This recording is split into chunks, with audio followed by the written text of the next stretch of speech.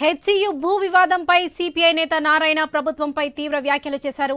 గత ప్రభుత్వాలు తప్పు చేశాయి కాబట్టి వాళ్ళని గద్దెదించి మీకు అధికారం కట్టబెట్టారని విమర్శించారు.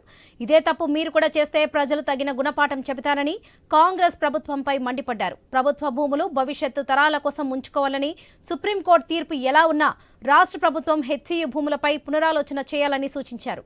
తమ వైఖరి మార్చుకోకపోతే సిపిఐ పార్టీ పోరాటం చేస్తుందని హెచ్చరించారు. యూనివర్సిటీ సమస్య చివరికి సుప్రీంకోర్టు దాకా వచ్చింది. ఇది అక్కడ దాకా రావాల్సిన పని లేదు. ల్యాండ్ వాల్యూ పెరిగే కొద్ది అందరి దృష్టి దానిపైనే పడుతుంది. ఇప్పుడు లేటెస్ట్గా 400 ఎకరాల ల్యాండ్ వచ్చింది. రాష్ట్ర ప్రభుత్వం కానీ కేంద్ర ప్రభుత్వం కానీ ఎలాంటి విద్యా వ్యవస్థను స్థాపించడానికి అభ్యర్థి పెట్టాల్సిన పని లేదు.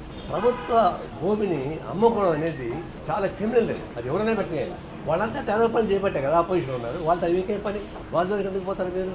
సుప్రీంకోర్టులో లేదంటే కోర్టులో మీకు అయ్యింది, గవర్నమెంట్కి అయ్యింది, మంచిది. గవర్నమెంట్ మంచిది అయితే మీరు ప్రైవేట్ వాళ్ళకి అమ్మేస్తారా? ఆ భూమిని అమ్మడానికి వీల్లేదు. ఈ విషయంలో మాత్రం సుప్రీంకోర్టు ఇన్వాల్వ్ అయిన తర్వాత సుప్రీంకోర్టుకు మర్యాద ఇచ్చి దాని గురించి పునరాలోచించాల్సిన అవసరం ఉంది. అసలు హైదరాబాద్ సెంట్రల్ యూనివర్సిటీ సమస్య చివరికి సుప్రీంకోర్టు దాకా వచ్చింది. ఇది అక్కడ దాకా రావాల్సిన పని లేదు. ల్యాండ్ వాల్యూ పెరిగే కొద్ది అందరి దృష్టి దానిపైనే పడుతుంది.